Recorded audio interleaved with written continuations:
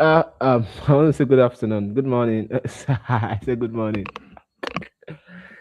good evening, everyone. Trust you're fine. Depend on when you're connecting from. Faith or UB, I see you. So it's a good time to copy the link, share with a friend. Just copy the link of the live broadcast now, please. Share with a friend who needs to be here. Tell them we are live. I have not even shared it. We are live. Let me share. Let me share. Let me share. Let me share. Let me share. So please share with a friend. Share with a friend. Share with a friend. Tell them we are live. Yes, I see people joining. I see people joining. Welcome. Miracle and Eunice, you can leave the studio and just go live on YouTube to engage.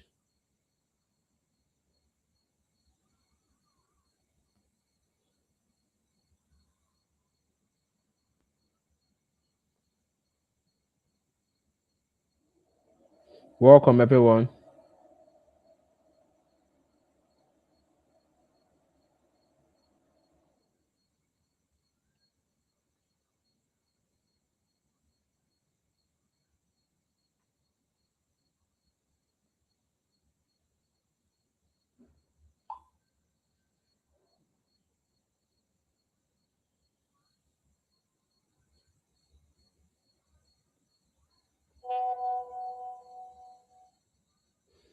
Welcome, everyone. So tell us, glad, sorry, favor, yes, ready, ready, ready, ready. I see your post.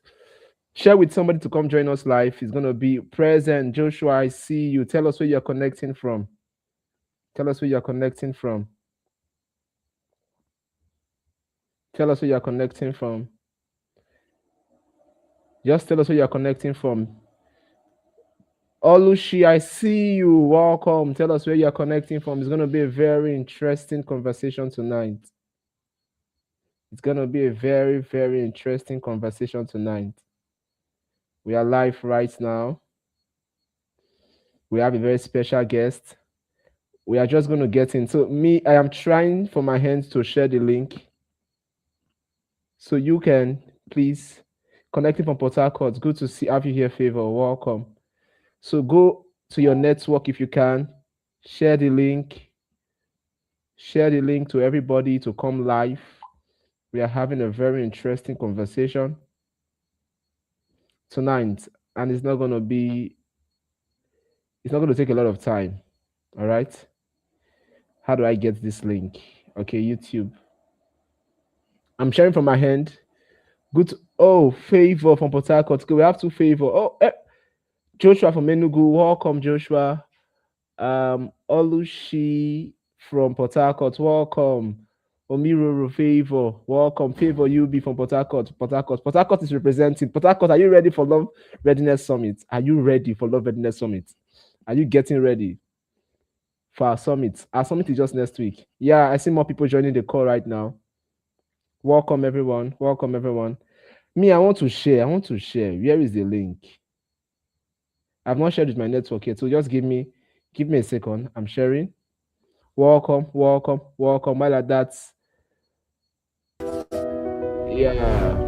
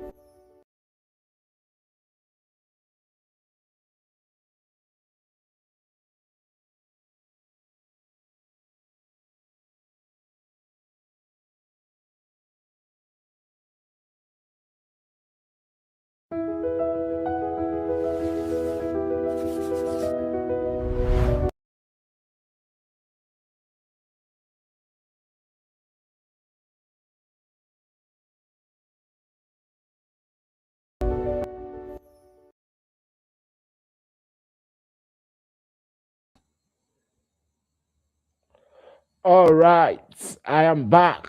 I have shared with my network. So yes, good to have you here, Fortune. I see you, Fortune, Gloria Song. I see you, Ugo Shuko. I see you. Tell us where you are connecting from in the chat. We have very beautiful, beautiful people in our midst. But just before we get into the meat of today's issue, my name is Philip Emmanuel. I prefer you call me Coach Fee. I am your host and moderator for the day. Our guest is getting excited back in the studio. She'll be coming up any moment from now. But before then, we want to hear from somebody who has tested our love readiness products solution. I will add her up on stage. Hi, Esther, can you hear me? 14 from Port Harcourt, you are welcome. Esther, can you hear me? Yes, I can hear you. Good evening. Good evening. How are you doing today, Esther? I'm doing fine. I'm doing well, sir. How was your day? I think it was okay. It was wonderful. Good to have you here today. I know you are one of our amazing people who have experienced the pilot phase of the Love Readiness solution. What do you have to say about Love Readiness before we bring in our guest? We just want to hear from you.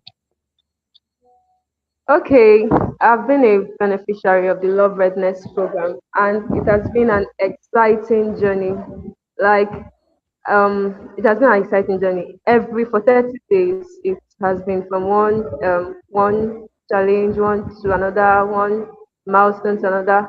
Okay, the Love Redness program. Before now, I took an assessment of the Love Redness program, and I found out where I Hmm. have been lagging behind, and there were a series of quests for me to complete in order to improve in that particular area that I'm lagging behind.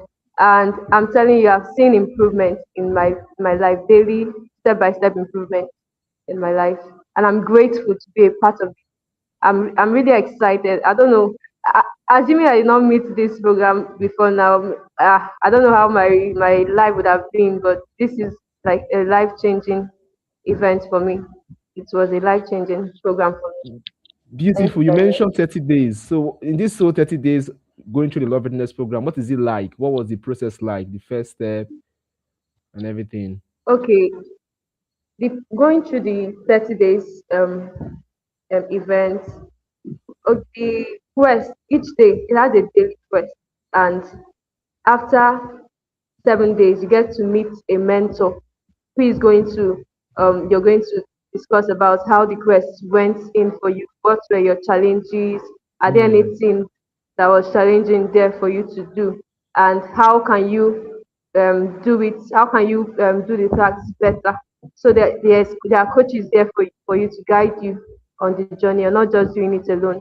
They are there for you to even share things that you want to share with them. So if you're not just going on a quest all alone, there are people there to guide you. So it has been an Beautiful. exciting journey. So you had a coach work with you. What was the experience like with your coach? She was cool. She's friendly. She's friendly, and she guides me every week. Anytime I meet her, she asks, "Okay, what do you intend to achieve for this?" So apart from the quest on the platform, she gets to ask me, "What do I plan for the week?" Something outside the question. So I get to share my plans with her, and she tries to work with me to see how I can achieve them. So it has been really, really good. Beautiful. Well done. Well done. Well done. What would you say? Would you recommend the Love Readiness product to anybody? Yes, of course. Everybody around me, like it's not just your relationship, your relationship. It's not just for your romantic relationship. It's going to help you even with your relationship with other people around you. Because this issue I have concerning, yes, it's not just for my partner to benefit. Everyone around me has benefited from it. Okay, specifically, tell us how it has impacted your relationship. If it's not too much of a detail. Okay. Before now, I've been having communication challenge. Yes, I don't. Okay, vulnerability. Yes, vulnerability. So I don't know how to open up to somebody. I am just okay on my own. I feel like I can just do it on my own. I don't need to disturb anybody. But coming across these tasks and events, I came to discover that it's okay to feel as if you don't want to share with anybody, but it actually helps sharing with people because it's going to give you more clarity. That's what I came to understand. It's going to give you more clarity, and you get to learn from each other. Sharing it, you're not just sharing because you need help from somebody. You're sharing because you want to learn, you want clarity. So that's what I've come to gain. So anything I'm doing, I don't know, do it on my own this time around. I try as much as possible to maybe tell one or two persons, and from there I've come to understand that I gain clarity through it. Beautiful. Well done. Thank you so much, Esther. I appreciate you. I appreciate you. Thank you so much. God Thank bless you. you. Yeah. Enjoy the rest of the All program. right, bye bye. So thank you so much. Thank you. So I see us still signing up. I see Miracle from Port Harcourt. I see Eunice. I see Creative Charlie. Beautiful. We're going to have a very interesting conversation. And if you have questions you want to ask today, it's too picky. Are your standard limiting you? Are they enhancing your search or your love search or your friendship, your relationship? Some people say, me, I don't like men from Anambra State. Some people say, people from Imo State. If you go Imo State, go marry. They go bill you. So people have those standards. Some people like me, I want my guy, I want my ladies to be tall, dark, and handsome. I want this. So do you have such standards? You can tell us in the comment section. What are your standards? I know for everybody now, it will be God fearing. You must fear God, tongue speaking, loaded.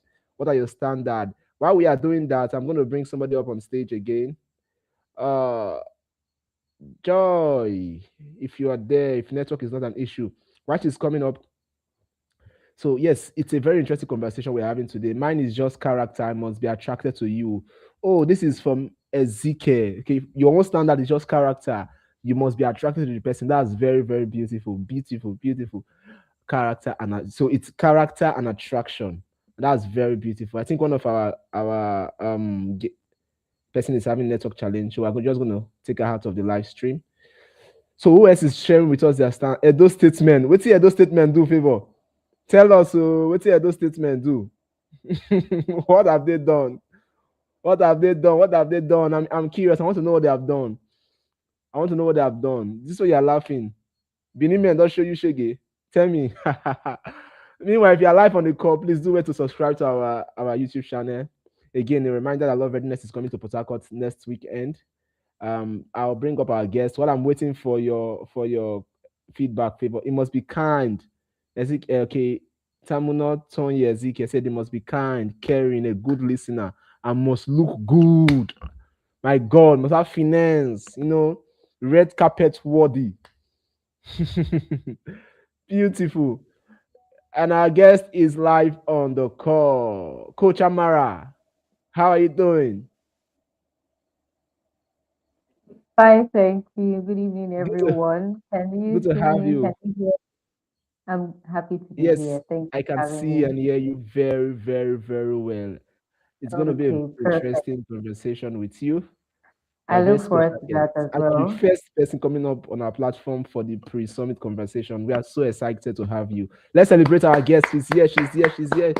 With a clap innovation, celebrate our guest. Yeah. Oh, wait, so people are fearing Edo men. Are you people aware I'm from Edo?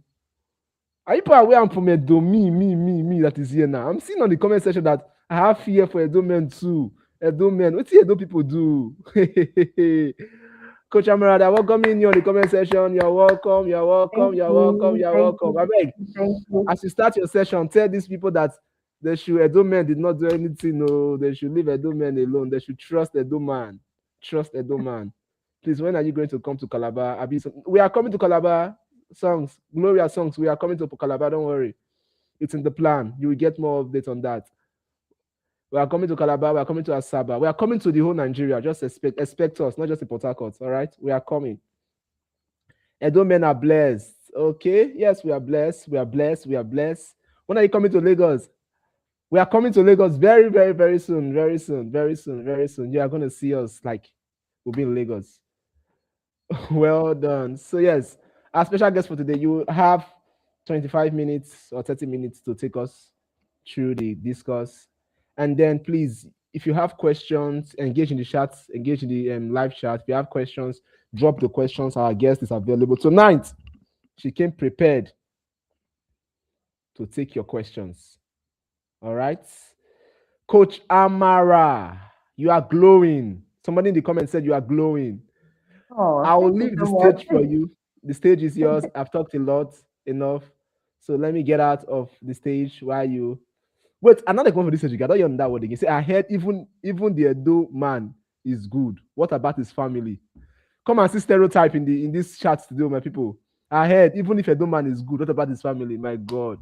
What the Edo people do? Hey, now wow. Hey, I Edo people, think come that and vindicate yourself. Oh, I you think must be during my session, you may need to go and find out what other people have done and find out how to vindicate them when you come back honestly, on stage. honestly, let us come and do sacrifice and cleanse us, cleanse the whole Edo kingdom.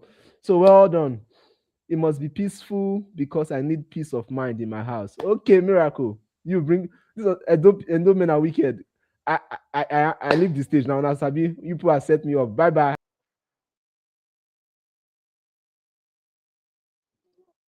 Hey, good evening, everyone. Good evening, everyone. I'm so happy to be here. Thanks for having me as a, as a first guest on the Love Readiness Fire Chat session. I am Amarachi Philip, and it's my utmost pleasure to start the session, and be your guest this evening. Okay, so our topic for this evening is 2PT. 2PT, so it's more like a question. So are your standards helping or hurting you? So sometimes you meet some people who say, "Oh, good evening, Favor. Good evening, everyone in the conversation. Thank you so much for the warm welcome. Thank you. I'm happy to be here as well." So um, sometimes you meet some people and this person is single, and to you, nice people are coming the way of this person. But somehow this person is still single. Like the person hasn't made a choice on any of these people. Have you ever witnessed that kind of thing? You know somebody, maybe you have even introduced the person to a godly potential partner, but somehow this person is saying, nah, this is not my type, that kind of thing. Have you ever experienced something like that? I just want to see in the comment section. Have you seen a situation like that? Or are you crying in that kind of situation? Like there are people around you, male or female, right? Who seem to be good. People seem to, oh, this person has all the nice qualities. Why are you not saying yes? Or why are you not approaching this person? Why have you not decided to take a notch higher with this person? Have you experienced something like that? Anybody? Anybody? I really would like the comment section to be very engaging. Okay, that's the only way I can know that you actually can hear me and you're following. So has anybody experienced something like that or seen somebody with that kind of experience?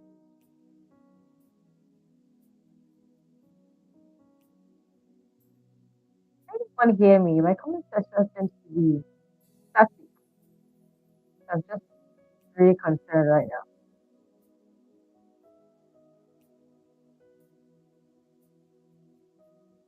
Oh, okay, thank you. Joy said yes with a laughing emoji. Okay, okay. Anyone else? Anyone else?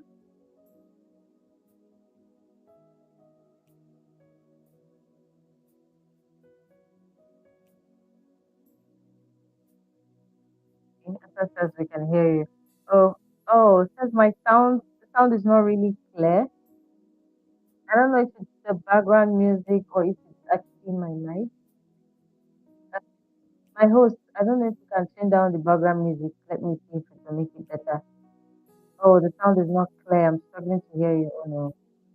Okay. Let me see what I can do to, oh, okay. Master says it can't hear me clearly. Give me 1 second. My host, please, I need to switch my audio devices. Can you assist me back end, please?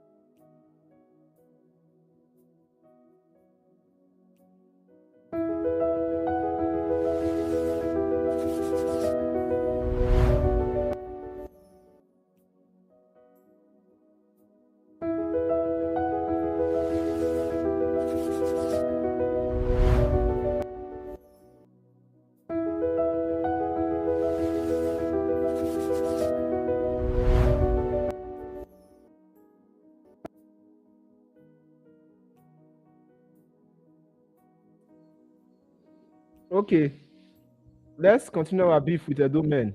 Why she's switching her device. The people that were bashing Edo men, are they still here? I've gone to gather facts and figures to counter you guys.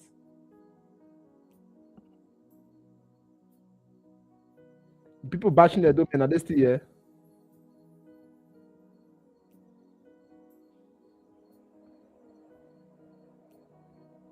I'm waiting for your feedback. My guest, if you are ready, just give me a wiper in the studio so that I can bring you up. Okay, you tell me what a domain did. Let's debate. Abata, what did the domain do?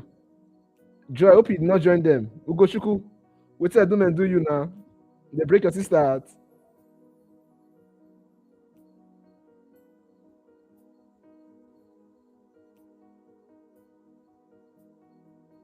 My guest, are you ready? My experience with the domain man was sweet, but guy the craze sha. I wish this chat session have voice note option so that we can turn on voice so I can hear your voice. How can you say the guy they craze? He's sweet and the guy they craze. It was then break my own heart. Ah, Ngozi sorry. Edo man. Ah, anyway, what do I say? Now that yes, Edo man dealt with me. Are you people serious? This is actually becoming a very serious issue. Ah, Edo man heart no pure. My God.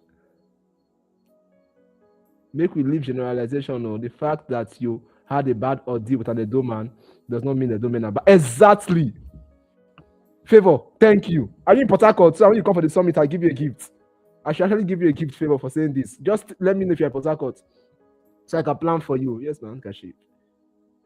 Let me know. Don't mind those people. His family was accommodating and nice to me, just that the guy now we Risha. Hey, sorry, Gloria. Sorry. Edo man do me strong to Ngozi. Sorry. My in-law is an Edo man. Oh, I can be a party. I can be exactly joy. Ah, what has Edo man done to you people? See, I don't know. I had a child for an Edo, and this is 9 years. He's nowhere to be found. And that's a very, very important, a very, very interesting. I wouldn't say unfortunate because thank God the child is alive. 9 years later, you have a beautiful, beautiful child for a man. And dear Tony, life's journey often this is something I read from Tekena Ikoko's book, Dina, a couple of years ago. It said life journey often play out on rough path. And just because you had one bad experience does not mean every other experiences will be bad. Just because it's like life giving you a basket of eggs. And just because you pick one, the first egg, and it's a rotten egg, does not mean the other eggs in the basket will be rotten. Sometimes we must dare to, I'm not saying try again, but I'm saying, yeah, rightly or wrongly, so whatever I did, was it right? It can be a lot for you as a lady raising a baby alone, and then the father disappears, nowhere to be found. It can be a lot. And on his behalf, I apologize. I don't know what that means will mean to you, but I really apologize on his behalf. And I'm saying again, thank you for keeping the baby. Thank you for holding on 9 years later. And more importantly, one of the most beautiful things you can do for yourself is not let the past stop you from embracing the future. And this is not a license to go and look for another idol, man. Okay, I think our guest is ready. It's not a license to go and look for another idol, man. I'm just telling you, this can easily just translate to every other man. Yeah, the pain can easily translate to every other man because it's not about tribe first, it's about personalities. So, and the important thing about healing is that it prepare you for what is coming next. So yes, although people might have done you bad, but there are very beautiful, many amazing Edo people out there. And not to justify people from Edo State, but just for you. First, what I'm trying to get you to take away right now, as I see your message, is the fact that you're really a strong woman, and I appreciate the fact that you could even speak about it 9 years later. I appreciate that fact. And I just want you to count your blessing. Count your blessing. It's been beautiful. It's been a beautiful experience, and I know there are no loose ends for you. I know it's going to get better and better for you. So, yes, again, apologies for what he did, but again, I know it's going to be very beautiful for you. And just because life throw one rotten egg at you does not mean every other egg in the basket will be rotten. All right. So that's just if that means anything to you. But I just saw your message and it touched me. So I just why I say yeah, yeah, it's okay not to marry an man. Very, very okay. Very okay. Even the woman I love, she broke my heart today. My brother, sorry, Kai, very emotional stories. Ah, yes, I'm in Port Harcourt. Okay, favor, I'll see you in the summit. I have a gift for you. Thank you. I single-handedly took care of myself and I'm still carrying it alone. Whoa, that's a lot. So if you're in the chat session, before we bring in our guests, can we just say a very, can we say a word to, can we say, give a word of encouragement, a thumbs up to Tony? Tony, if you're in the chat session, you can see a message. Can you, she's a strong woman. Please, can you give a thumbs up to her? Can you, if you say a prayer for her, a word of encouragement for her, just speak a word for her. I know it's tough, but just speak a word for her. Speak a word for her. Yeah. Leave Yoruba men first song. Ah, these stories are. I didn't plan for this kind of. I'm leaving the stage, but I just want. I'm seeing a lot of things about I don't. Please, sorry. Just give a word for Tony if you can see this and see you are strong, like commendation. Tony, your story has it's not ending. It's a beautiful time for you. Just drop that word for her in the comment section, please. Thank you, Tony. Your life will get more beautiful because the part of it just like a shining light, it shine brighter and brighter and brighter. You will not have a better yesterday. It will get more beautiful from here. Thank you for keeping the baby. Thank you for keeping yourself. Thank you for taking care of yourself. You are a strong woman. I'm saying thank you. Thank you. Thank you so much, everybody. Thank you for encouraging her. Thank you. Thank you. Thank you. So, our guest, if you're back here, can you hear me? Yes, I can hear you. Please, can you hear me? Can everybody hear me? Much better. Oh, I'm And glad somebody to hear confirm you that. can hear her better now. Please just let me know if you can hear me. Drop an emoji.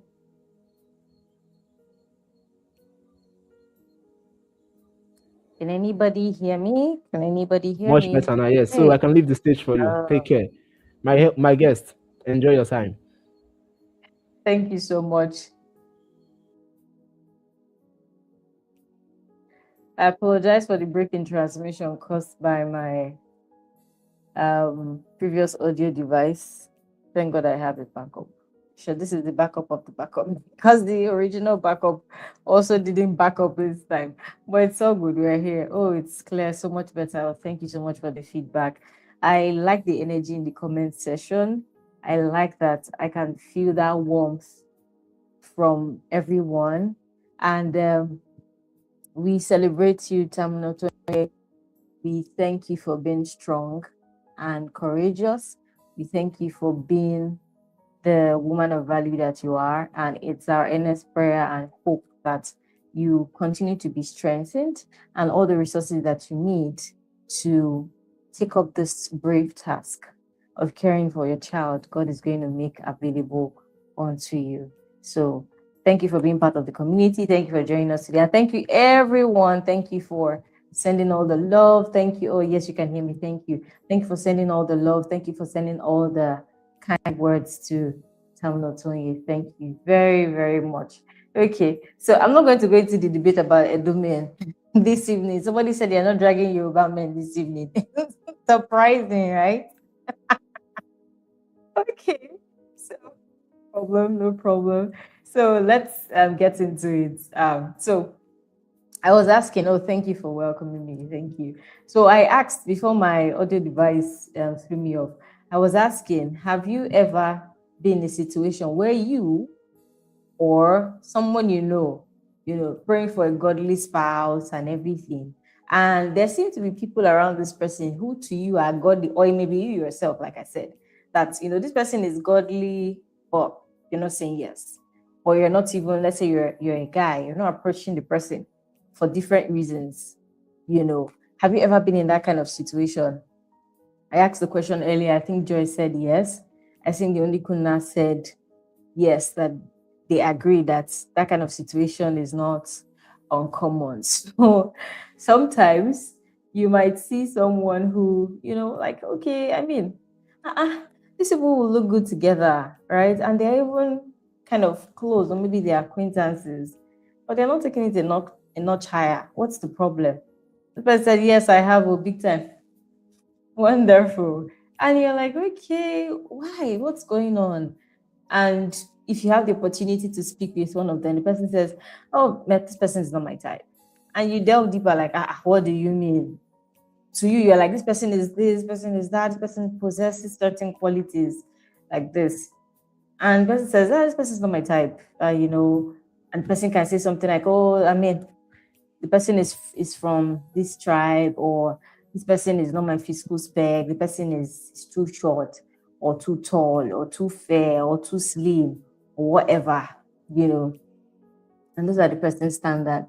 So somebody, it might be you, like I said. You might have somebody who possesses the qualities, some qualities that are good, right? But so in your mind, some things in your head are not lining up where that person is. So that's where your standards come in. But I would want us to kind of differentiate this evening between what actually are godly standards, what are our personal preferences, and what are just really unrealistic expectations, because at the end of the day, some people do not know the difference between the three.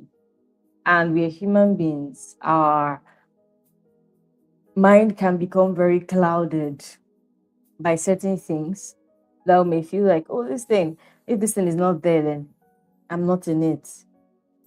Right? So that's why we're here, to know if our standards are really helping us or hurting us. Okay, so let's dive right into it. If you're still here, let me just see your favorite emoji. Let me see your favorite emoji in the comment section. Let me feel the energy. Let me feel the energy. Drop your favorite emoji in the comment section. Let's go, let's go, let's go, let's go, let's go. I want to be sure that you're here. Okay. I want to be sure that you're here.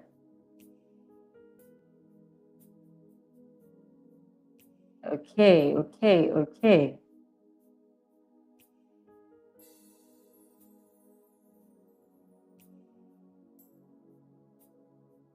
Okay, I think because I'm streaming directly from StreamYard, I can't really see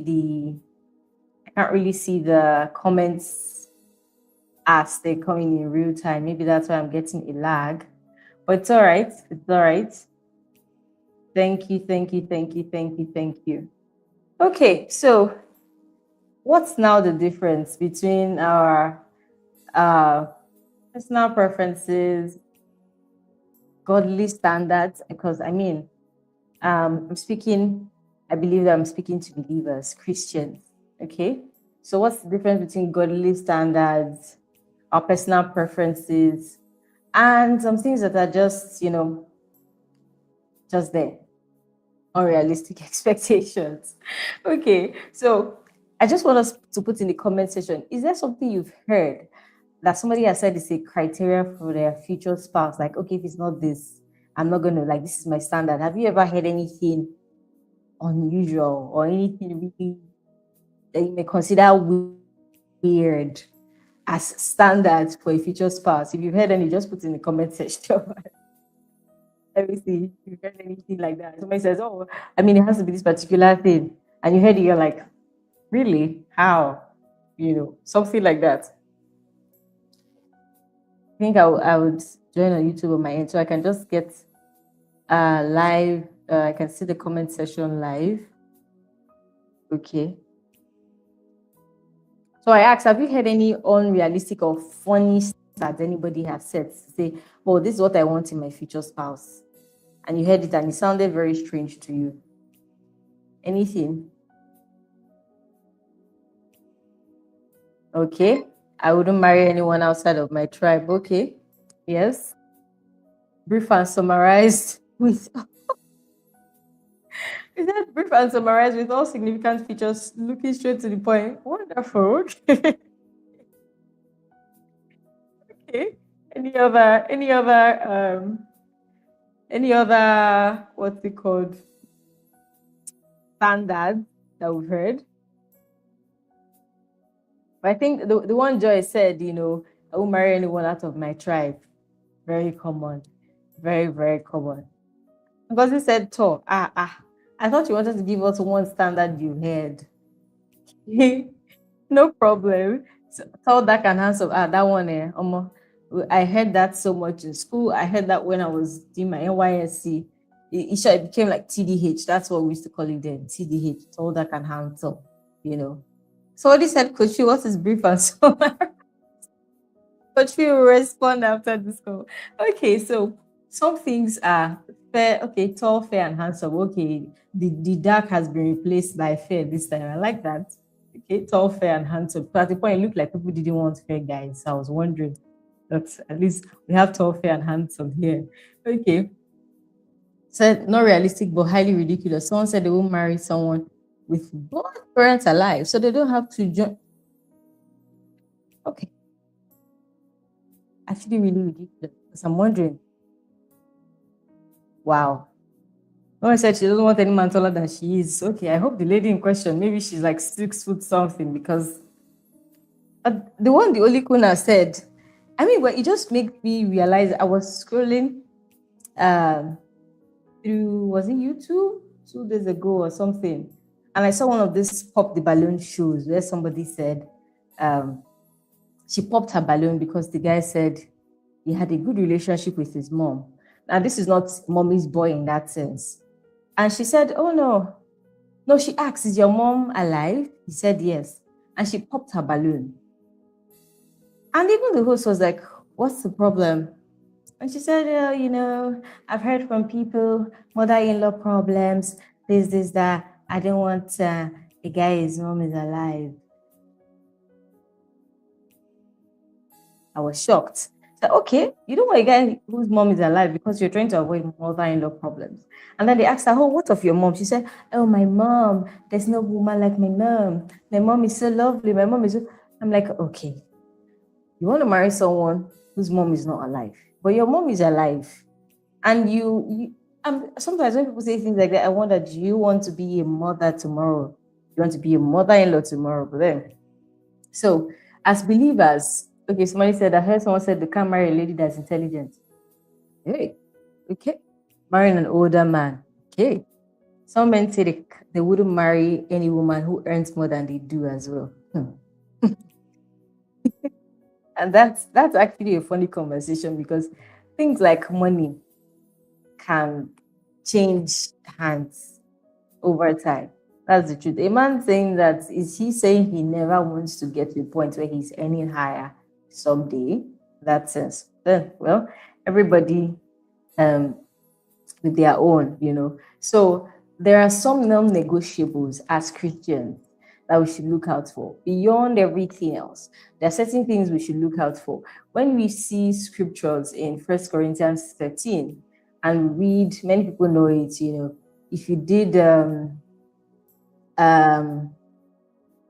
Sunday school and you got to do memory verse, then maybe on Children's Day or something, any special occasion in your church that children had to come and minister, you would most possibly hear someone among the children, recite 1 Corinthians 13, talking about love, and how love perseveres, how love is patient, love is kind, love does not delight in evil but rejoices in the truth.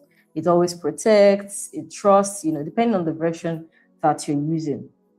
So these are non-negotiable qualities. When the Bible is talking about qualities of the spouse, it centers it around character and wisdom.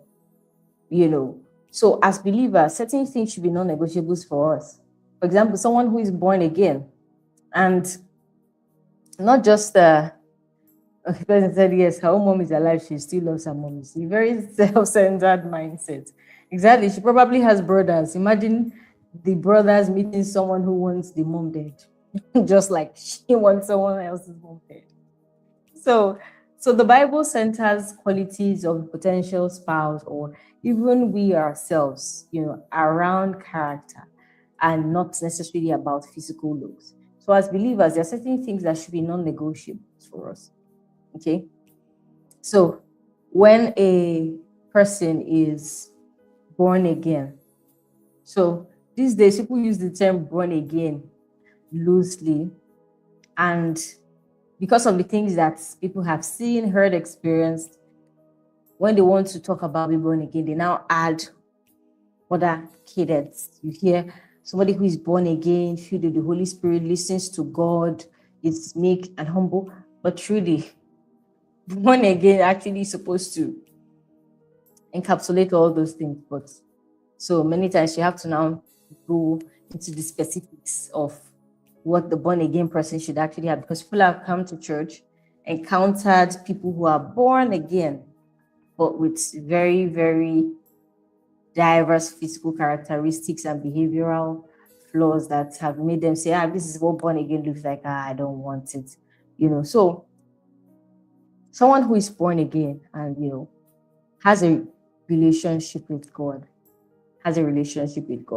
And it's not a relationship that is, the eye service kind. In church, you're all there, active, tongue speaking, and all of that. And then after church, inside, in that secret place, in that sense, relationship is non-existent. So someone with emotional maturity, someone who is kind, self-control.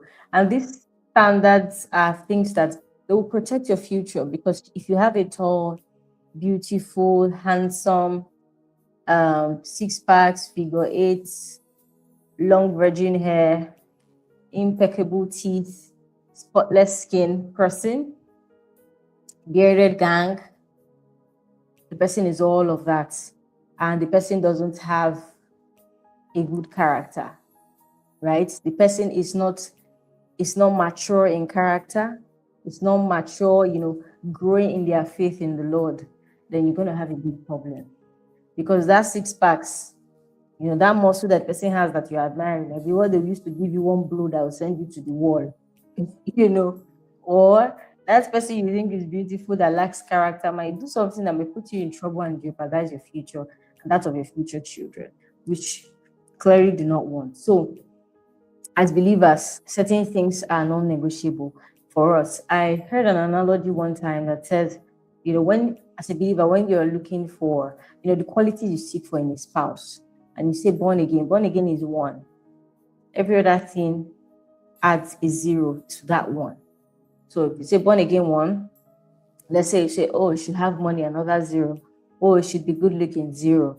Should have good character, zero. Should be this are 0, 0, 0. So depending on what your specs are, it could be 100, a million, a billion, But if you take that one in front away, it just becomes a bunch of zeros which mean nothing. And 0 times 0 till infinity will still be 0.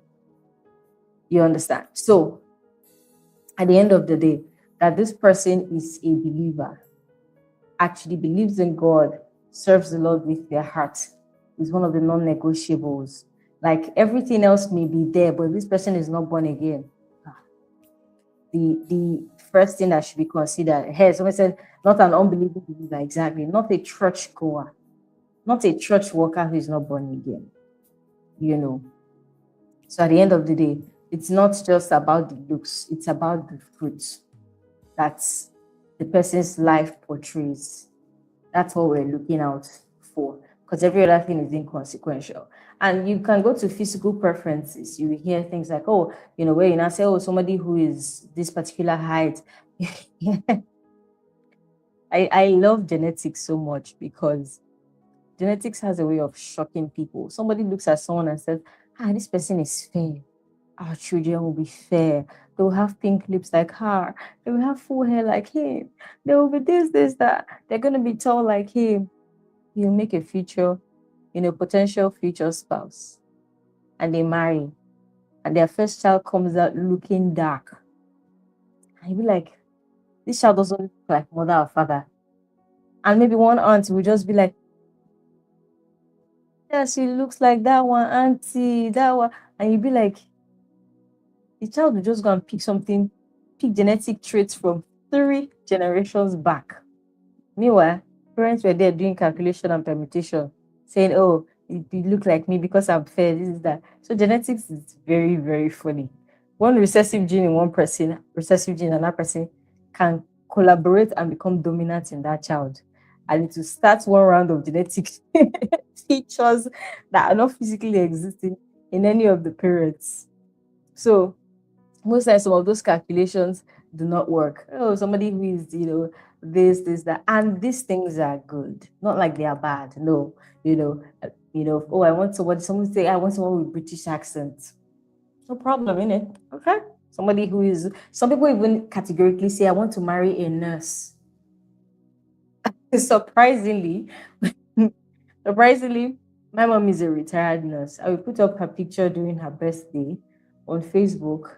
And someone came and said, "Oh, that he's married, but he really wishes he married a nurse." I'm like, first of all, my people were like, okay. My sisters and I were like, of all places to come and drop this kind of comments. Who cares if you wanted to marry a nurse and you didn't marry a nurse? But at the end of the day, see the things that people actually look out for. Then here, some people might say, "Oh, I don't want to marry a pastor." So it could just be any of those personal preferences. And at the end of the day, you're like, okay, I mean, this is what I want, right? This is what you want. Okay. I remember yesterday, I think, I stumbled on a video of Adesua, Tommy, and Banky W, where she was saying that she told God she didn't want to marry three categories of people. She didn't want to marry a politician. She didn't want to marry a singer. She didn't want to marry a pastor. Surprisingly, her husband, Banky W, is the three of them put together. So you can imagine. I was like, no, I don't want to be a mommy Gio. Get marry one tech bro. No problem. 3 years into the marriage, the Lord Almighty, sovereign in his power, will call him. And then who are you to stand in the way of the Lord? Are you the one? No. And then he becomes a pastor. It's up to you to catch up to know if you now become the mommy Gio in that sense or not. So not necessarily being a pastor in that sense, or at least the mommy Gio of the ministry. So you see that kind of thing, different preferences. I remember when I was in family house and we were discussing when I was doing my NYC some years ago. We're discussing this and people are talking about, oh, inner beauty. You might see what you want you might see the content you want in a container, physical container that doesn't match your preferences. So you might see inner beauty, character, this person is God fearing, all of that in a physical package that is not primarily your spec. So maybe you like them. Yes, God give her 3 reward. So let's say you like them, you like men who are tall, bit muscular, and then there's this guy around in your life. He's everything you want in a man, but he's chubby and he's not really tall. You're like, or maybe a guy likes a lady who is fleshy, fleshy. In Igbo, we call it in Kiru Kanazuka. So maybe someone who is busty, who has hips and all of that. And it sees the characteristics they want in terms of character inside somebody who is slim. And it could fuse words, summarized and brief. What then happens in that case? I know someone who said he likes slim lady. He's actually slim, stature smallish. His wife is on the big side. And he said, that he found all the characters he wanted in her. So at that point, he had to sort of, reconstruct what his idea of her physical looks should look like and took the character over the physical looks. Okay, so you see at the end of the day, that these things are there. Personality type is there, complexion, tribe, profession. These things are good personal preferences, as long as they do not become unrealistic. Okay, the unrealistic ones now are the ones that some of us shared in the comment section, where it says, oh, you don't want somebody that the mother is alive because you don't want mother-in-law troubles. This is somebody who wants to live long and have children and see them get married. Somebody says, oh, why didn't you marry her? Oh, she has open teeth. And like of all the things, this person has all the qualities. This person has open teeth.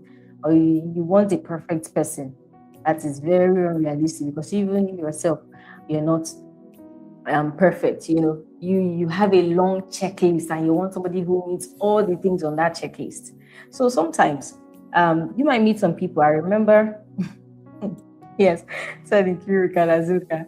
I remember when I was not yet married, right? And I met the time I had some people coming to me. And there were some I didn't even need to. There's sometimes you'd be like, oh, let me go pray about it. Sometimes you are lying. You're not actually gonna pray about it. Your mind is made up at that point. You know what you're gonna do. Just be like, oh, I'll pray about it just to buy yourself some time. Right? There were some I didn't need to. Like you just know. In terms of maybe lifestyle or this person's spirituality, not to say that a person cannot grow in their walk with God, no. But there are times you know where you are, you know where this person is, you're not the Holy Spirit, right? Neither are you the person's called disciple, except the Lord has called you to do that, amen? To take up that responsibility. But what I'm saying is, you just know, right? And there was one when first the guy said, are you engaged? I'm like, I said, oh, I'm in a relationship at this time. I said, oh, okay. Oh, thank you so much for letting me know and all of that. Like one of those ladies that want to eat my money, blah, blah, blah. First of all, there's nothing you have I want to collect. Thank God for my parents for raising me to be content. You cannot flash for a shawarma in my face or flash whatever in my face. And this particular day, one very funny experience. I went out with one of them. I knew that some lady say you want have a 3-bedroom flat. What if it's on rent and you can only afford 1 year's rent? And then after the 1 year, move to a bed sitter. So I remember one of those occasions, this particular person, I said, no, he was so persistent. He was like, oh, I'm not ready to play games. Ladies might be very familiar with some of these lines. If you've heard especially from some of these mature bros that they just want to get married. I'm not ready to play games, just want to get married, all of that. Went out one Sunday afternoon. I just chose a very open place, open air. When they got there, I noticed that, okay, this brother in question would just pick alcoholic drinks. I said, okay, yes, that's the line. I don't want boyfriend or girlfriend. I just want to marry you. That's how they come. So I was like, oh, okay. The only thing there I could pick on the menu was Feroz. I picked Feroz. And I said, oh, okay. So after some time, some people were ordering like Isiewu, Kobe, barbecue. He asked me, oh, do you want some Kobe? I asked him, oh, do you want some Kobe too? He said, no. I said, no, I don't. He asked me, do you want barbecue? I said, no. Do you want? For everything he asked me, I asked him back. He said, no. I said, no, I don't. He said, so you just came out from your house to come and drink Feroz? I said, yes. Yes, I just came out from my house to come and drink Feroz. Because in my mind, I'm like, I don't have anything.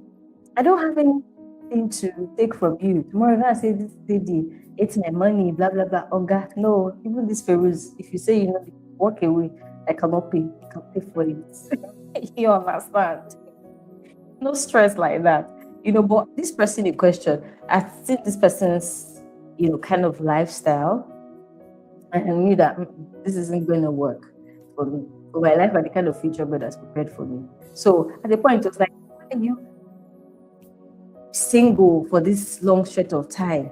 In between your previous relationship and is it that you don't see anybody? I said, no, not that. I'm not ready for. I said, me too. I said, I'm not ready for games. I'm not here to do I'm here for the real deal. A relationship that will lead to marriage, a godly man. There was a woman who was a church man. Said, oh, this was in February of that year. He said he wanted to get married in June. He wanted to. I said, sorry, sir. I'm not doing research like that. If you see you want to marry in June, you can meet the person.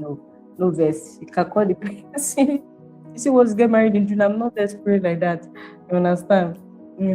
So I had standards also in my mind. Okay, this person has to be this. And it's not wrong to have standards. I mean, I even encourage people, write down a list of things. But start with the non-negotiables, especially the non-negotiables for you as a believer. because these are the things that will guide you. Because the truth is, have you ever imagined how the serpent was able to tempt Eve in the garden? This is a serpent. Some people say that as then the serpent had limbs. Imagine an animal coming to tell you, the God say. It goes to show you that some people actually have the lips of a serpent. Very deceptive, very seductive. They can say things. Before you know it, you just be like,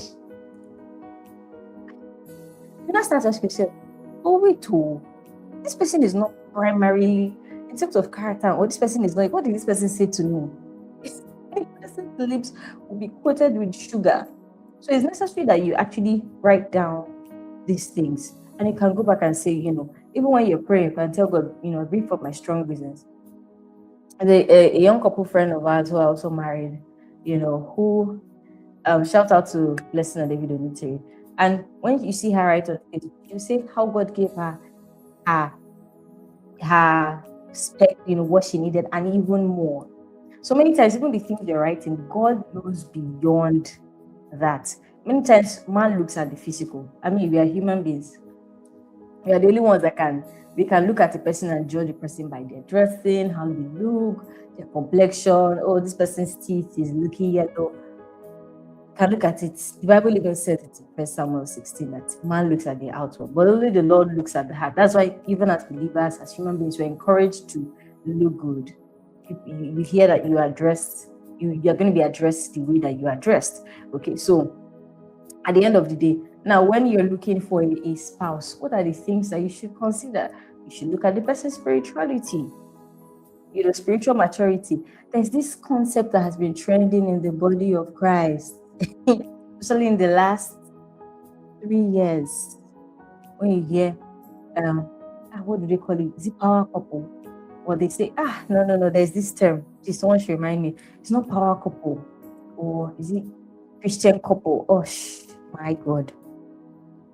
There's this term people use to describe especially when two popular Christians, people on gospel, people use that term when kingdom couple. Thank you so much. When you're kingdom couple, you're like, oh my God, people have desire. People use power couple, a power couple, a kingdom couple, and a kingdom marriage is not the coming together of two popular, famous Christians. It's not that. Kingdom marriage. Yeah, there's only your mind. If you're getting, let's say, somebody who is a popular, maybe music minister or a preacher, is getting married to a spouse, so male or female alike, getting married to a spouse who is not known in the gospel ministry space is like, people start looking with that eye of skepticism. Is it? But when you get too popular, wow, wonderful, kingdom marriage, this is that. And people begin to feel pressured. So a sister who is singing in her church choir and she ministers, people are blessed. Maybe she's beginning to go for out of church ministrations within her locality. A brother who is not a church, no, not like a church brother, a brother who is not a popular, maybe music minister or preacher in that sense, approaches sites and I look like. I think there's a movie either called Power Couple. It's a gospel movie where the lady, a popular, I think she's a popular musician, people have been approaching her. She said no, and all of a sudden this person came and he was a popular preacher in his place, and she said yes, only to get married to him, discovered that the man in question was gay. I said, they tell you, why would you like a lady? You can't just go straight to her and tell her how you feel. They use God said or God rest. That one is another thing. That said, brothers. That one is another thing. Because somewhere in my mind, I'm like, okay, excuse me, sir. If God did not said in that sense, would you approach me? Do you like me as a person? Do you like me as a person, or you're just here because God said? And the funny thing? When I was doing my NYSC, there was this particular brother that said, But he used to come to our family house then, I was on my matter. He did not allow me rest. And then I was in a relationship. I said, please, leave me now. I am your person you're in a relationship with. And somebody is pestering me like this, even after I have persistently said no. How would you feel? Allow me rest now. Call me, God said. And all this thing started because he saw me make a contribution during evening devotion during our family house then. It was from there. All of a sudden, God said to him. Of course, I didn't say yes to him because you can see my son.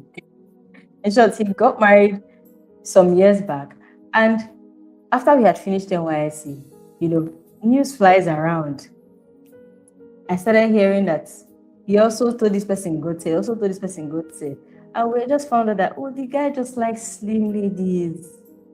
He just likes slim ladies. All the people he was telling God said slim ladies, and I kid you not. When he got married, I saw a picture of his wife. Oh my God! When I saw a picture of his wife, if not that I did not know this lady, if you see her in terms of physical looks, we have similar physical characteristics. Lady slim, beautiful, dark lady. If photo comes since then, I've slim girls will be fine. Now slim babes will be fine. What told me they use God said they trouble me. I had to sternly warn him there. I told him, if this is all you tell me when you call me, please don't call me, because he was not trying to emotionally blackmail me. Have you even prayed about it? This that. I said, no, if this is all you tell me when you call me, please. All of a sudden, and only to find out that you are telling like 3 different things God said. How? God is not author of confusion. You understand? So if you have people are laughing in the comment section, so I clearly don't neglect. So if you have specs that are in line with godly values added to some of your personal preferences, as long as you're not ridiculous, fine. You also have to wait in and remember that God is the master orchestrator. The scripture that says not up to man to order his steps. If someone can help me put that scripture up. So at the end of the day, hear people say things like man proposes, God disposes. God can give you the inner character traits you want in the container that you want. Yes, it can happen. But sometimes you might see that the characteristics you want will actually outweigh the physical looks. Am I saying get married to someone you're not physically attracted to? No. But many times you see that sometimes when you look deeper, for some people, they realize that, this thing is actually not a non-negotiable for me.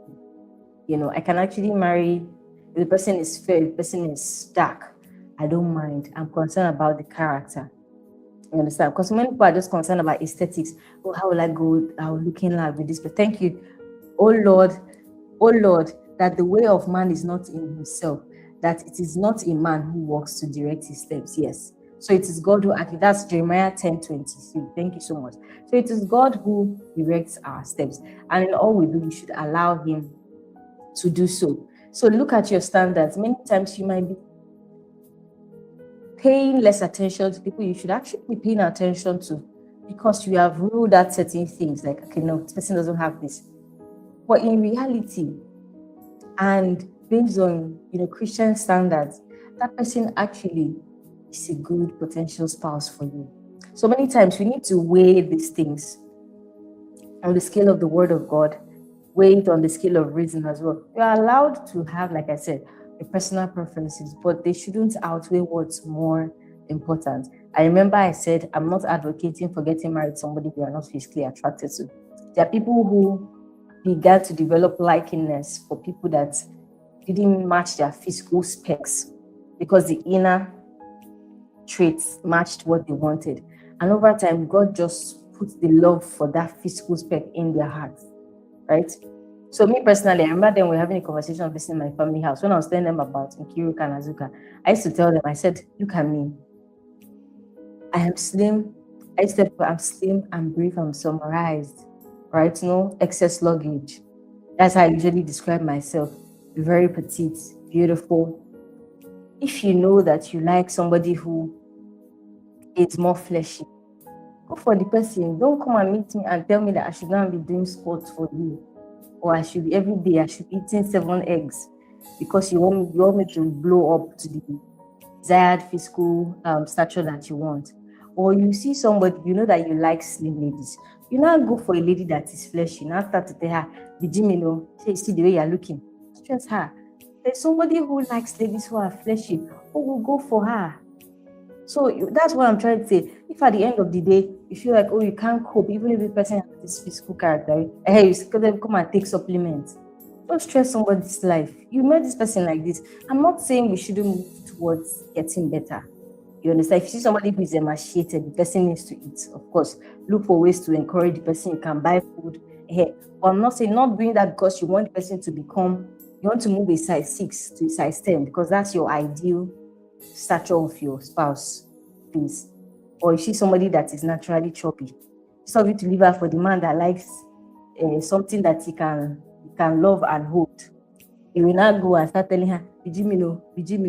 If you're telling her to gym for, to keep fit and all of that, yes, but not to fit into your beauty standards because you will never really get satisfied. Okay? So at the end of the day, these standards, we should look at them and see if they're actually preventing us from seeing the person God is putting in your forehead. Somebody say, please eat well to add flesh. Are you serious right now?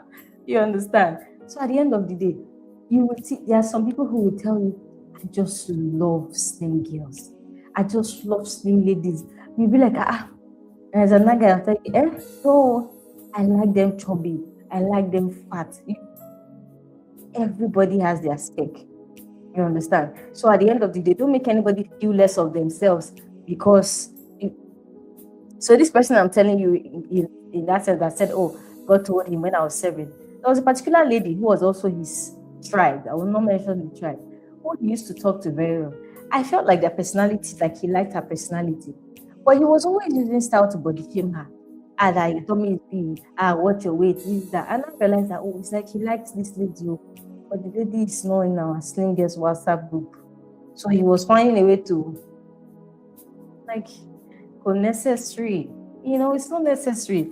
Don't stress yourself, don't stress the person. You will never get satisfied because that's always going to shadow your field of interpretation. You always look at that person as never good enough. The person will keep striving to perform, So that's one thing that we should take note of. So it's always good to weigh your specs. Are you looking at this person from the lens of a potential spouse, or are you just fantasizing? It's not just about height or tribe. Every tribe has good and bad people. It's just some people in their immediate extended family, let's say among their mother or father siblings, there are some people, maybe uncles or cousins, who, if you are not related by blood, if you see the person on the road, nothing concern that person. You wouldn't want to have a relationship with that person if there are no blood ties. If we are being sincere, I'm not saying that some people have had really unpleasant experiences with some people from different tribes, which has formed their genuine mindset that they're like, no, this is a no-go area for me, not this people, not this. You understand? But then there are good people in every tribe. There are unpleasant people in every tribe. You understand? It's always good when you are praying. There are certain prayers that people take for granted. Praying to marry a good person and marrying to a good family. Not just females. Most people feel like, because you're not marrying to the family. As a man, you are too. If you marry into a family and your wife's people are unpleasant people, you're going to have hell. So it's always good to pray that, you marry into a family that loves you. And you come in, you are like a daughter to them, you're like a son to them, and there's just that love. You understand? So, of course, somebody who is spiritually mature and growing, somebody who is kind, is responsible, who is family oriented. Because the truth is, I used to say taking a fish onto land and actually making it feel unworthy, no matter the effort the fish puts in to be best on land, to fall short. That's just the truth. So at the end of the day, when somebody who is family oriented, right? Because the truth is nobody fell from the sky. I always ask people, Did you fall? Have you seen somebody who fell from the sky? We all came into this world through the family system because God wanted us to have in social studies, and they will teach us that the family is the first unit of socialization. Right? So it's from the family that we get sent to the church, to school, to the society at large. So God created a system for human relationship, human association. So I personally don't like that, that thing of, people marry, they isolate themselves from their family members. I'm not saying, your family members, extended family members should come and live in your house. No, but there should be good rapport. Many times it really takes a community, right? It takes a system of functional people. And if maybe in your immediate environment, maybe you don't have access to, let's say, close family members, can build a community of trusted people around yourself who can be a source of support and strength to you. Really, don't do life alone. Someone who is family oriented, not marry and just vanish, and nobody sees you and your partner again. So at the end of the day, even if you look at Proverbs 31, many people use Proverbs 31 to say, oh, this is the kind of woman. Proverbs 31 says, the sayings of King Lemuel, and inspired utterance his mother taught him. So these were the things that a king was narrating that his mom taught him, and talked about a wife of noble character. Say, you can find a virtuous woman. She gets up. When people are talking about the Proverbs 31 woman, sometimes they pick certain things and leave the others. People don't see that people's definition of the Proverbs 31 woman is a woman who doesn't talk back when her husband is talking, a woman who doesn't be just lonely at heart. People don't see that the Proverbs 31 woman was a businesswoman. Proverbs 31 woman had help. She had maids, she had servants. Proverbs 31 woman was industrious. The Bible tells us she makes linen, she's clothed with strength, a woman of wisdom. She watches over the affairs of her household. You understand? She opens the door to the poor and needy. Her husband is respected at city gates where he takes his seat among the elders of the land. So you see that. So some people say, no. Some people's definition of a Proverbs 31 woman is a woman who can use grinding stone to grind, because grinding stones too is sweeter than the one that you use blender for. Okay, so what's the definition of a Proverbs 31 woman is a woman who is late, suffering, physical stress. She has 5 children. She's holding 2 at her hand, carry one in front, carry one at the back while she's pregnant, doing everything without any help. She's washing the clothes with her hands. Those things are not the definition of a Proverbs 31 woman had help. And at the end of the day, when you even read down, it tells you charm is deceptive and beauty is fleeting, but a woman who fears the Lord is to be praised. Honor her for all that her hands have done, and let her works bring her praise at the city gate. So at the end of the day, character. Because beauty can fade. Beauty can fade. Somebody, I saw it online, I think it's BBC Pigeon.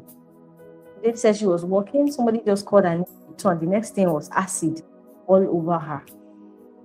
Okay, no, that was even a different one. Wanted her friend, poured acid on her out of jealousy. So she spent years doing cosmetic surgeries to reconstruct, but it can never be the same. So imagine you got married to somebody who actually represented Nigeria at Miss World. Beautiful, tall, elegant, sweet-looking lady. A lady that even ladies will say, this lady is beautiful. And God forbid, somebody pours acid on her.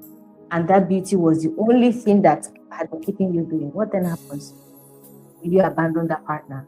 So character really should outweigh that. Godly character. We should look at the spiritual standards.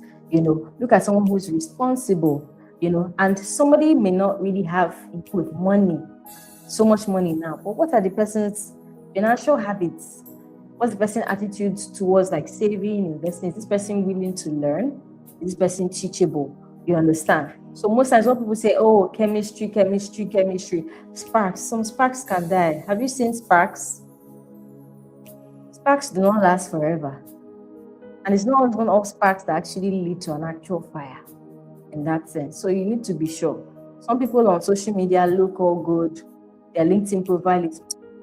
Some people's LinkedIn profile, you see them, you think they are CEOs. In reality, they are job hunting. So you need to be sure of what is reality and what is actually superficial, and know the difference between those things. So somebody who loves God is very, very important as believers. And if you have these standards, don't feel like you are settling. No, you don't need to settle for less in that sense.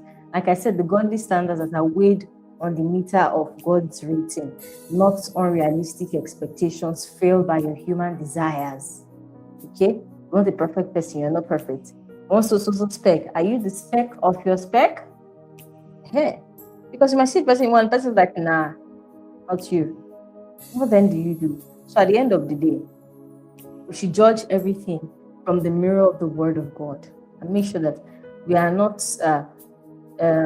looking down on people that we should actually be paying attention to, and elevating the people that we should even have nothing to do with in terms of our marital decision. Because the second most important decision you make in life after salvation will be the choice of who to marry. That will determine a whole lot of things in your life and the life of your future children.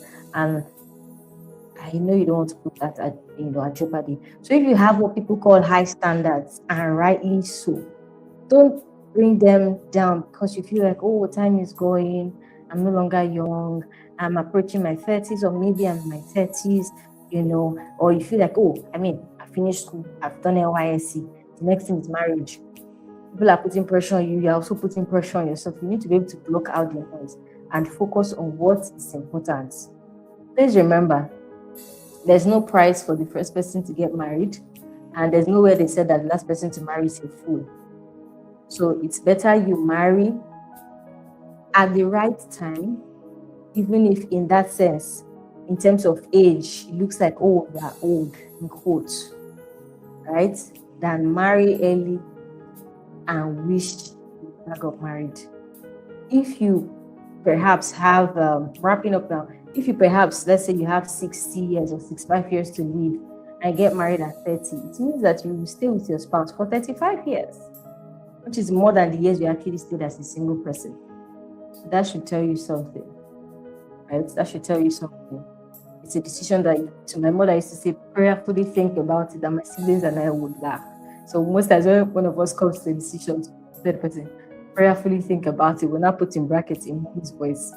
So prayerfully think about it. Don't make that decision in a rush, because truly some things look good now, but some people might even say, I want to marry this person, but they're not really getting that go ahead from God, because God maybe can see that this person might die 2 years after married, and the person becomes a widow at 28, and God is trying to avoid it, but like, this person checks all the boxes, so we really need to be sensitive, and as believers, allow God to lead us and guide us in our choice of a marital partner. If your standards are high, and rightly high, maintain those standards. Don't feel like you're running out of time. You're not the author of time, God is. And of course, He'll make all things perfect in His own time. He said that none shall like her late. So hold on to that word. Hold on to His promise. When you're praying, bring forth your strong reason. So God, look at CCC, the person, and then open your eyes and mind so that God leads you to actually move in the right direction. Thank you very much. Over to you, my hosts. Awesome. Thank you so much, ma'am. It's been a very beautiful conversation. Are we learning anything? Are people dragging the domain? Are we learning? How is it going for us? What do you say? Okay, without further ado, so we don't waste too much time, we need to look at our questions. We have some questions. So if you have a question, thank you. I'm glad I joined. Beautiful. Well done. We are learning. Beautiful. God bless you for the enlightenment, Amarachi. We appreciate you. Beautiful. Thank you. We have some questions. And yes, we're having another session on Thursday with one of our guest coaches talking about how you can be available and not ready. A very interesting conversation. So you want to look, we're looking forward to Thursday. Then on Saturday, we're having a very, Saturday's on is going to be a bomb. Is the biggest predictor of divorce. What is the biggest predictor of divorce? And it's a mystery guest. A mystery guest coming. Somebody who has been married for over 25 years, who has worked with as much as over 1,000 couples, worldwide, directly mentored over 30,000 persons, is coming with his expertise on Saturday, and he's going to be talking to us about the biggest predictor of divorce. But on Thursday, in 2 days' time, we are having another interesting conversation with under guest coach Shimeze Wamboise, all the way from Cyprus. He's going to be talking to us about how you can be available and yet not ready. But while I'm putting up those announcements, you can also go and register for Love Readiness Summit. If you have questions, please put them in the comment section now. You can go and register for Love Readiness Summit happening next week, Saturday, in Port Harcourt. And yes, it'll be live stream and it's a free summit. So yes, we'll also come to Asaba in July by God's grace, then Calabar. We'll give you more details on that. But yes, beautiful guest we have. Thank you so much for pouring into us today. We have very interesting questions. Yes, I see the question, the rolling. Let's do justice to the one questions we can do justice to. Yes, I think I marked them. I'm looking for I started them actually. I'm looking for okay, yes, sin. So if you have questions, you can drop them. Somebody asked, this is from Aja Joshua. He said, what are the key guides for a good Christian marriage? What are the key guides for a good Christian marriage? So take it away. Or do I read all the questions for you? I think so that the ones that are, closely related, I can just pick them. All right. So, first question here: what are the key guides for a good Christian marriage? Second question for Miracle: please, what is your take on long distance relationship? Then, third question from Blessed: how can someone who grew up in a Pentecostal family date someone who grew up in the Catholic church and still attend Catholic? Person is looking for strategy. So yeah, these are 3 questions we have thus far. If you have more questions, you can drop them in the comments and we'll pick them up. So ma'am, you can pick up with those questions. Okay. Thank you very much. I was also trying to look at, on YouTube, the comments here on my end to make sure we're not missing out on anyone. So for a good Christian, the other question was, what are the key guides for good Christian marriage? So where marriage, God is the orchestrator of the marital covenant. It's God who came and said it's not good for man to be alone. So for everything that relates to marriage, you should always look back at the Word of God. Not social media, not Twitter bans, right? Not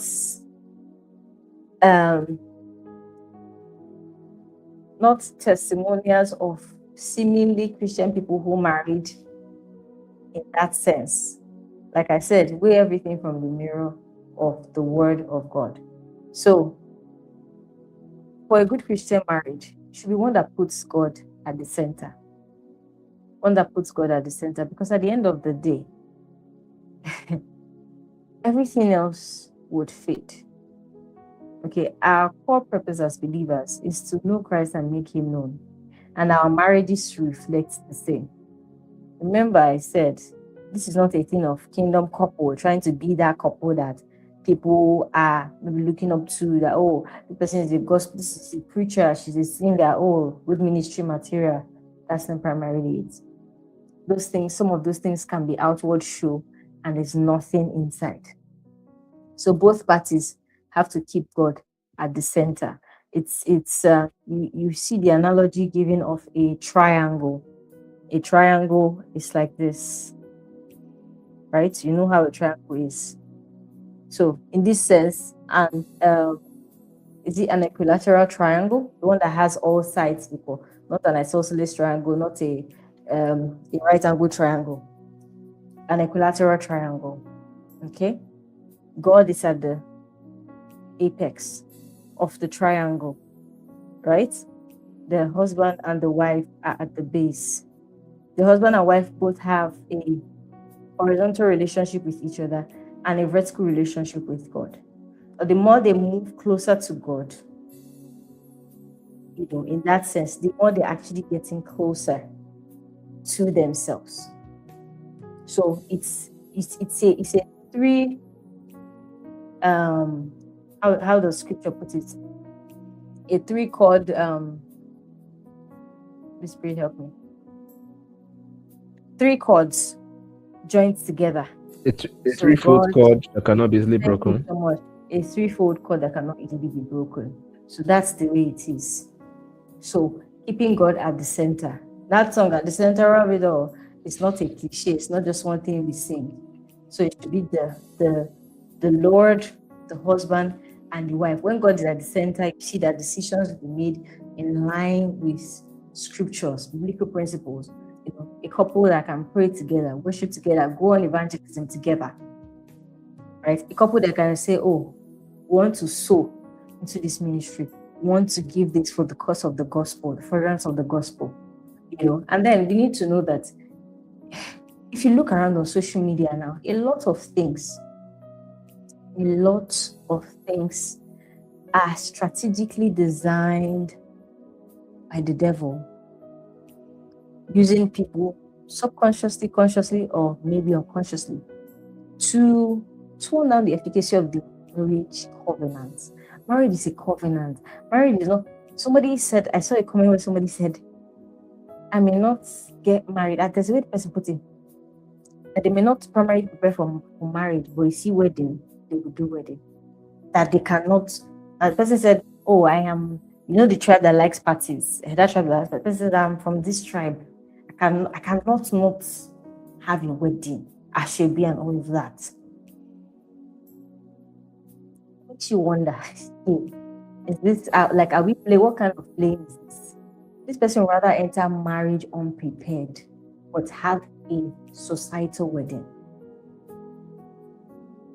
So at the end of the day, so keeping God at the center matters a lot. And then knowing that marriage is a covenant, it's not a contract. Some people enter with the mindset of what's the name of this footballer, Hakimi?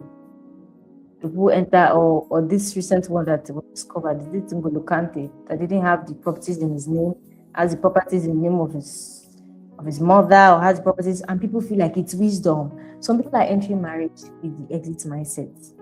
As they're entering, they're already like, if I want to come out, this is where I will go through. You understand? Marriage is a covenant. It's a lifelong covenant. So marriage is the only situation you enter into and you get certified at the point of entry. Because ideally, there shouldn't be any point of exit apart from death. You know, how do I know N'Golo Kante? I mean, I'm current, okay? So marriage is that covenant that you enter into without thinking of the way out, ideally. Some people are already thinking, oh, should we sign a prenup? Should we not sign a prenup? Those things are not what matters. What is God's standard for a godly home? That's what you should look out for. Marriage is a covenant, it's not a contract. The scriptures even say, well, God has joined together. Let no man put asunder. You know, some people are like, I will stay as long as it's paying my bills, as long as I take care of my children, and I will stay as long as she's cooking for me. Those things are very, very. What happens when those circumstances change? Marriage is not supposed to be in that sense circumstantial. You know, there is a covenant that should stay through thick and thin. You know, where there are health challenges or issues, you stay together like that. Okay, so loving like Christ loves, making Christ the priority in all things. So the next question, let me just move. How can, there was another one about long distance, I think from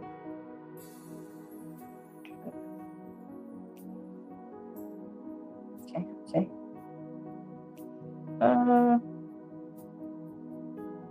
Okay, I'm not seeing the question about long distance anymore.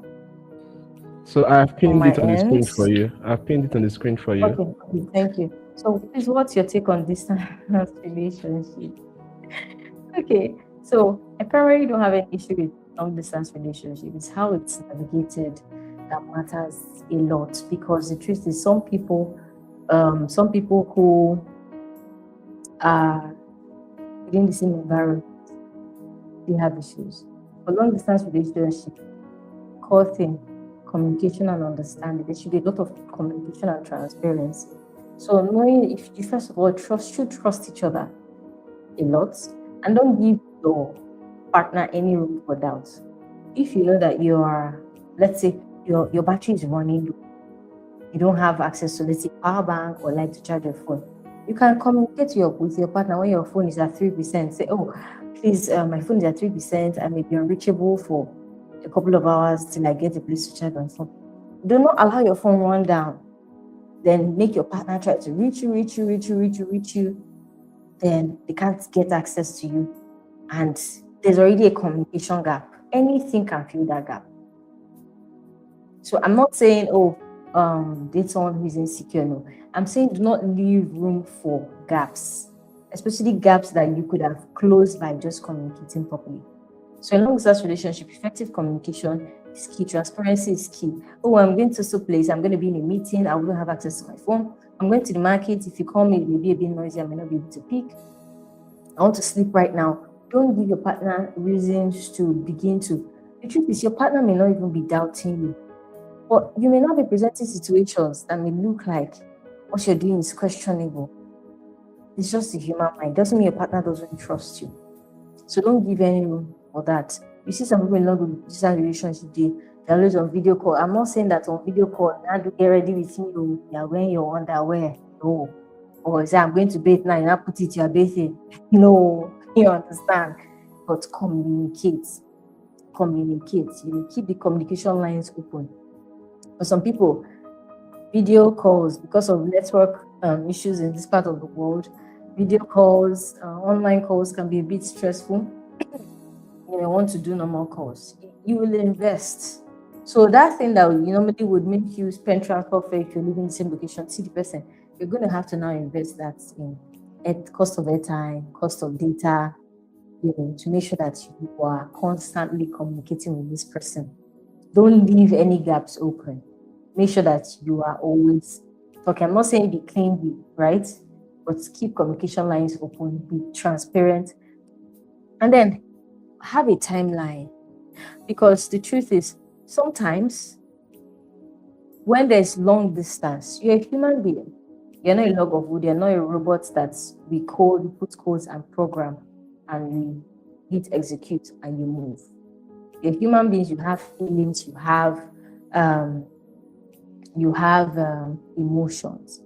Sometimes the distance can increase the longing, and then maybe one of you is traveling to the other person's city to see the other person. Maybe I'm not saying in the person's house.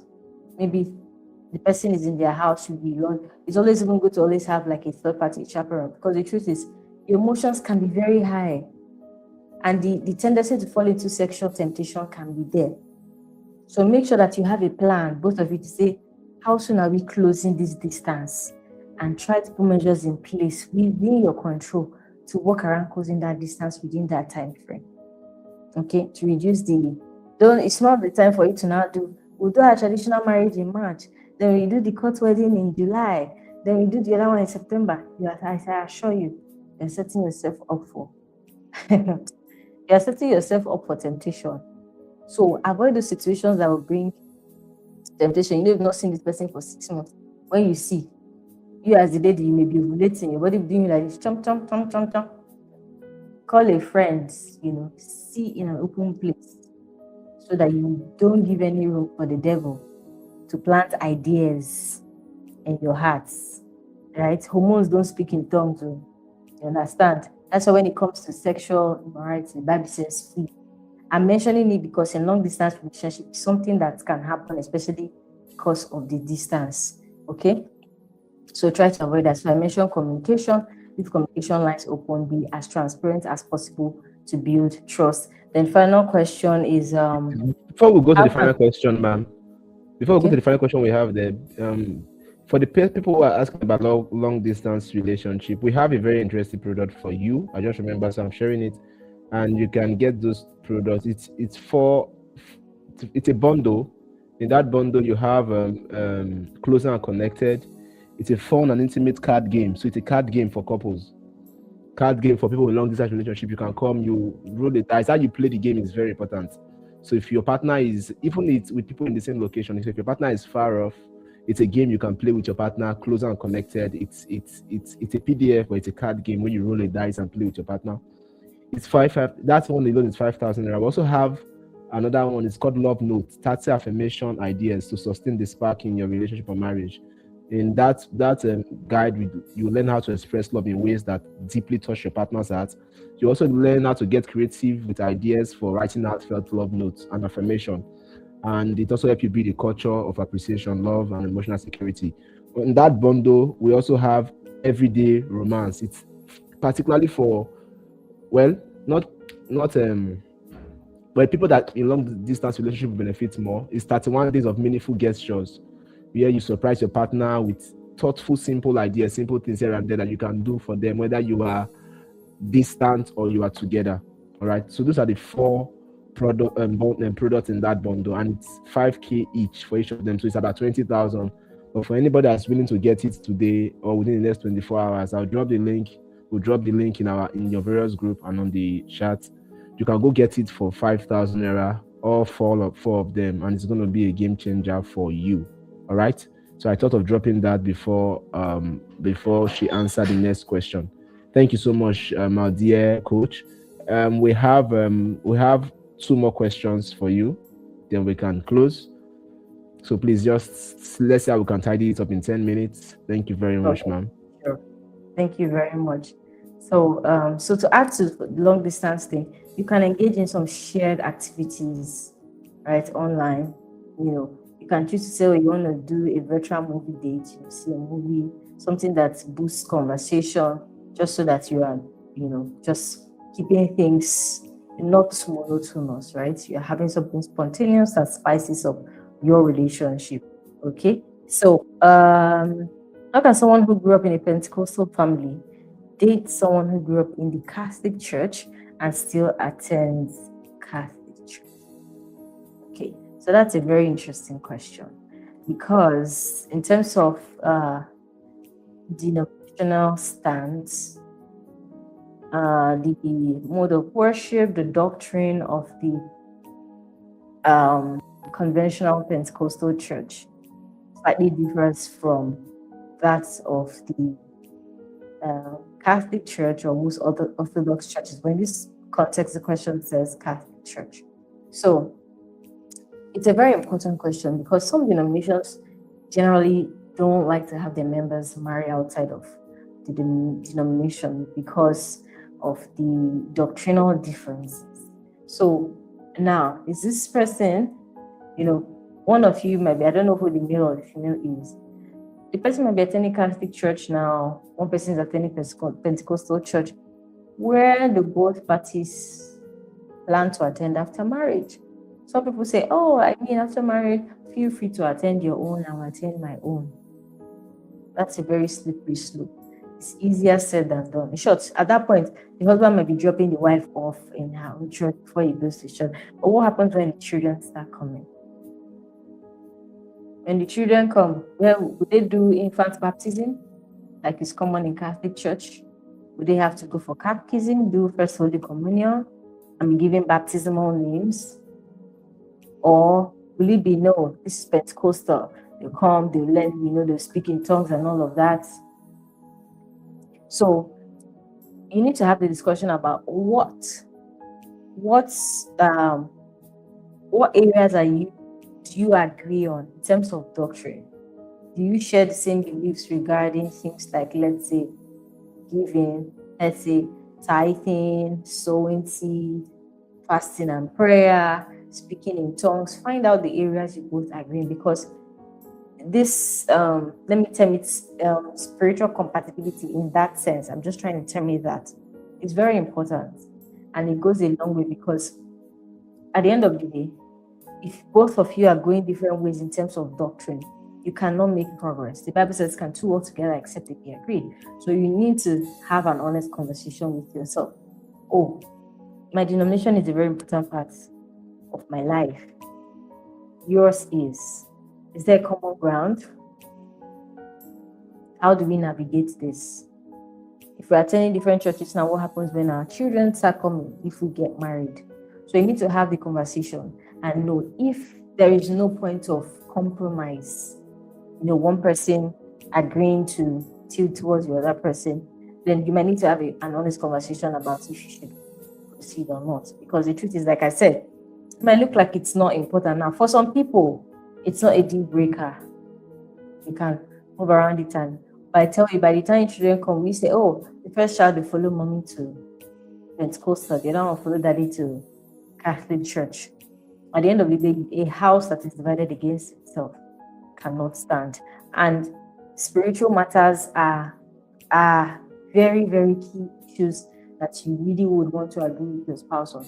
You don't want to say one thing, oh, God said, your spouse is saying, which one is God said? When did God say to you? How did you hear him? You will keep trying to prove yourself almost all the days of your life. It can be really frustrating. So look out for the things that you both agree on. Is there a common ground, a middle ground you both can meet at? Is anybody willing to compromise for the other person? Have an honest conversation, and the outcome of that honest conversation should ideally let you know what direction to tilt towards. Like I said, it's a very important thing. It might not look like it now, but it is very important. And of course, pray and allow God guide you as you make that decision. Okay. Then I saw one question that says, can two people be perfect for you at once? Like two people indicate interest at once and meet your standards? Yes. Yes. Very, very possible. But then, like I said, you know that hymn where they said, oh, what picks we off on 4 feet? Oh, what needless pain we bear, all because we do not carry everything to God in prayer. That headache of, is it going to be John or Peter? Is it going to be Chioma or Chiamaka? These people both fit my specs. Take it to God in prayer. God sees what we cannot see. At this point, you're a human being who sees the outside, and everything seems to align for you, these two people. But you can't choose to. You're not a polygamist or a polyandrist, so you need to choose one. So ask God to really lead you, because both of them might be different. Maybe one has slightly more money than the other, but at this point, is doing better financially. And pick this person. There seems to be more stability if I pick this person. Take it to God in prayer. Really, that's what I would say to you. Take it to God in prayer. Let God show you the things that your human mind, your human eyes are not seeing. Somebody said there was a guy who approached her. Everything looked so good. She just said, felt like somehow something was off. And she said, God revealed to me. And they went out on a date and they were talking. She just asked him a question. He responded. The answer to that question already showed her that this was a no-go area. This person was a red flag. And after then, she just, of course, just intentionally cut off relationship with the person. But so what happened? And when she brought up the issue of that question, she said, no, that's not really what I meant. The truth was, God made him speak the true intentions of his heart. He said it by impulse. And that just really revealed it. All he was just trying to do was damage control. What he said then was his default response.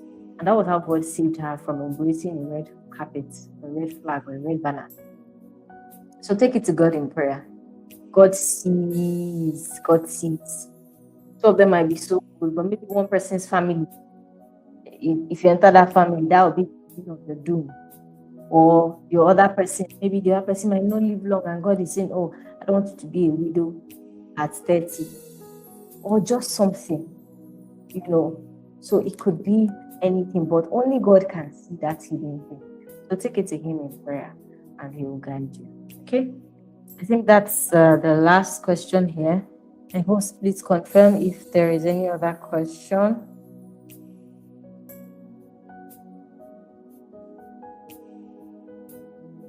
Is there any other question? I just want to be sure that I have responded to all the questions.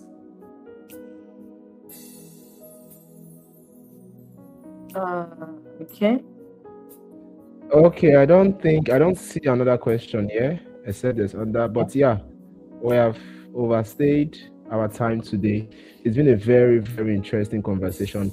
How has it been for you guys? How has it been for you? Everyone, how has it been for you? Tell me about it. Let me drop my own comments. How has it been for you?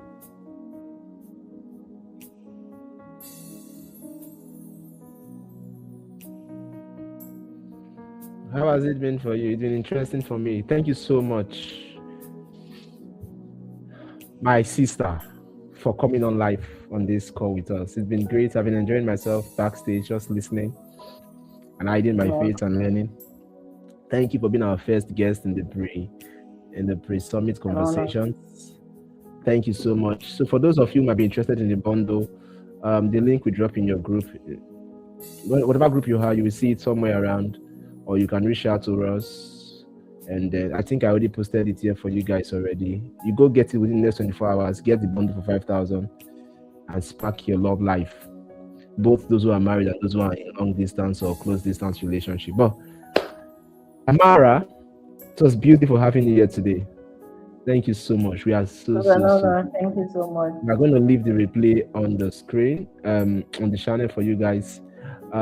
Thank you, Nos Evelyn. Thank you, Miracle. Thank you, Bushuku.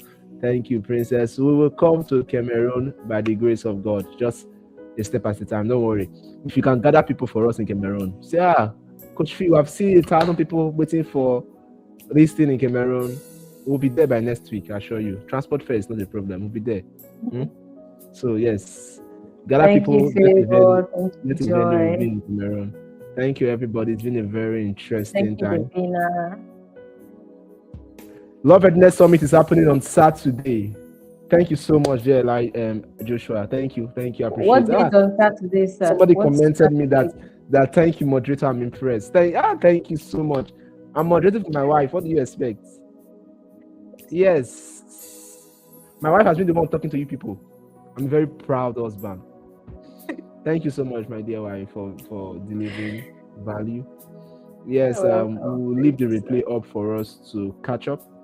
Remember we are going to send out the next conversation which we're having on Thursday. Then don't miss on Thursday, don't miss on Saturday. It's going to be mind-blowing. Then next week, Saturday, is the main summit itself, happening in Port Harcourt. Hopefully there'll be bullet, there'll be fish, there'll be a lot of games. My God, you've not seen, this is not a normal summit you come and attend. There'll be a lot of games, there'll be a lot of activities, interaction, networking. You are going to meet bankers, tech bro, tech six, lawyers, engineers, top professionals. You're going to meet pastors, apostles. A lot of busy people are coming for that meeting, and so it's a good chance to connect. Leave out all of you are going to get value, but one of the major things we are sure you're going to take away from that meeting is the connection that you're going to find there. It's going to be beautiful, and the games and the fun experience. So it's not your regular relationship program. It's going to be very beautiful. Those of you who will not be there live, we will always stream talk to you. You will not see the main game. You will not see our Port Harcourt bullet and fish. You will not see those things here and there.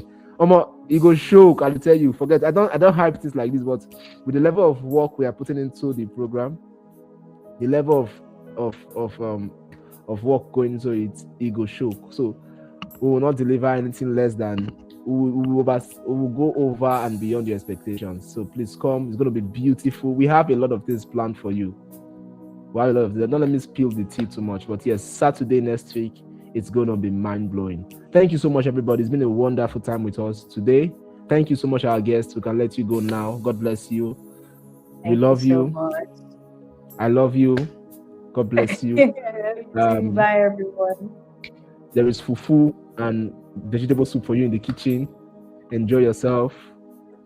We'll send you our Thanksgiving seed. Thank you for showing up for us, and we are grateful. We are so Thank grateful. you, my husband, for being my host this evening. Thank you, everyone, for this opportunity. It's really a privilege speaking with you all this evening. Thank you for your time and for staying till this moment. God bless you all. If you don't want fufu, sorry, Joy, there's coconut rice as well. There is plantain cake in the fridge. There's coconut rice for if that's what you want to eat. What else again do you want? There is stew. What else again? Just name it. Yes, we're going to announce volunteers opening by this weekend. We're going to announce volunteer opening by the next, maybe in the next, maybe tomorrow. We're going to announce for volunteer opening and then get to meet all our volunteers by next week, Monday or Tuesday. So yes. And we are enjoying our house. So my sister, thank God for everything. We're pushing it. There's even fried potato if you want. Anything you want, just name it. All right, thank you so much, our host. Let me kick you out. Bye. Thank you, everybody. God bless you all. Catch up the replay. Talk to someone about Love Readiness Summit. We'll talk to you very soon. Take care of yourself and have a wonderful time.